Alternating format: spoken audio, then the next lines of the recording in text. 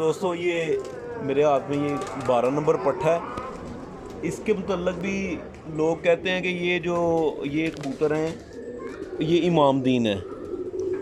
ये कबूतर जो हैं इसके मतलब भी लोग यही कहते हैं कि ये इमामदीन है, लेकिन मेरा इसके मतलब बिल्कुल डिफरेंट आइडिया है। ये लाला काशी राम और लाला बरकत राम वाले कबूतर हैं जो उन्होंने कमगर कबूतरों में शामिल किए थे, ब्राउन आइज़ में, जिनको हम मसर रखे भी कहते हैं।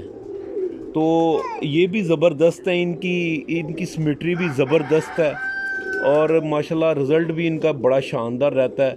आप इसकी आँख का डायल चेक करें। अभी ये पहला धागा साफ़ कर रहा है, लेकिन इसका जो है ना ज़बरदस्त है। इसका बड़ा कम्पैक्ट साइज़ है इसका। तो लोग इसको भी इमामदीन कहते हैं, लेकिन मैं कहता हूँ ये वो जो लाले वाले कबूतर हैं जो उन्होंने इनमें शामिल किए थे, ये वो निकलते हैं इनमें से। और ये माशाल्लाह मेरे पास काफ़ी तादाद में है।